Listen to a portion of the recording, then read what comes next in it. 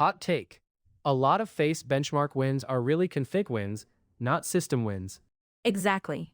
Two teams can use the same vectors, the same hardware, even the same index family, and get very different numbers just by changing a few search settings.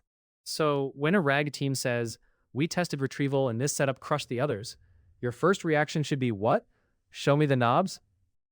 Yes, because FAISS is full of speed versus recall trade-offs. If one run searched harder than another, the benchmark is not measuring the same job. Give me the concrete version. What kind of knob changes the story that much? Start with IVF. If one benchmark uses nprobe equals 4, and another uses nprobe equals 32, the second run visits far more inverted lists. That usually raises recall, but it also costs latency. Comparing those raw scores as if they were equivalent is unfair. So one team looks smarter because they spent more search effort. Right. And the inverse happens too. A team can tune for speed, post a very low latency number, and quietly accept lower recall. If the config is hidden, the audience sees a winner that may not help a real RAG app answer better. That matters, because retrieval errors are upstream errors. If top K misses the right chunk, the model never even gets a chance. That is the strategic consequence. In RAG, benchmark fairness is not academic. It changes who looks accurate, who looks cheap, and which architecture gets funded. What settings commonly matter besides nprobe? A few show up constantly. Index type matters first. Flat, IVF, IVF-PQ, HNSW, IVF-PQ with re-ranking.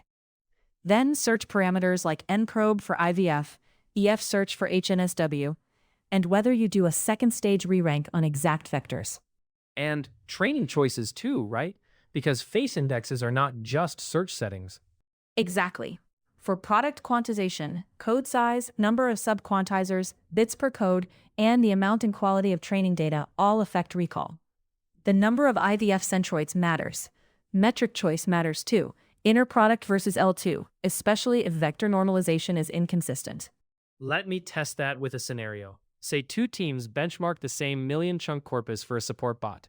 Team A uses IVF-PQ with aggressive compression and low nprobe. Team B uses IVF flat with higher nprobe and exact re-ranking of the top candidates. Team A reports lightning latency. Team B reports much better hit rate at top 5. Without the config, it sounds like a tie or a contradiction. With the config, it is obvious they optimize different goals. And if leadership only sees the headline score, the cheaper-looking system can win the meeting. Then, lose in production when users ask edge case questions, and retrieval drops the only relevant passage. That is why raw scores without config context are dangerous. They flatten the cost of search effort into a fake impression of model or system quality. There is another fairness issue here. Some settings change memory footprint a lot, not just quality and speed. Yes, compression changes the economics. An IVF-PQ benchmark that fits in RAM may look operationally superior to a flat index that needs far more memory. But if the quality target is strict, those are different deployment envelopes. Fair comparison means stating the memory budget, the latency target, and the recall target together. So a benchmark can be honest and still be misleading if it leaves out the constraints. Precisely.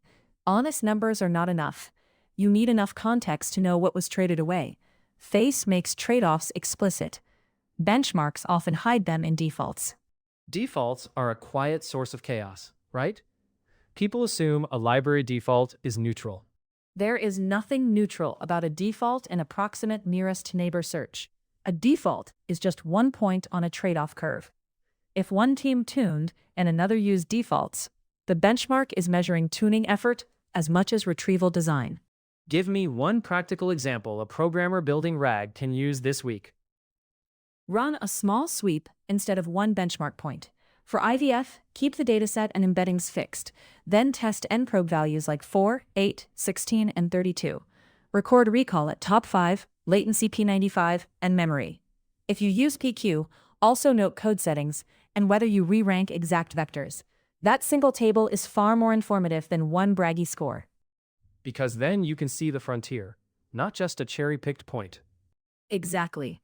And if you compare against HNSW, report, EF search, and graph build settings too. Otherwise, the comparison is incomplete. You are not comparing FAISS methods fairly unless the search effort is visible. This also changes how teams talk internally. Instead of asking which index won, they ask which trade-off fits our product. That is the mature question.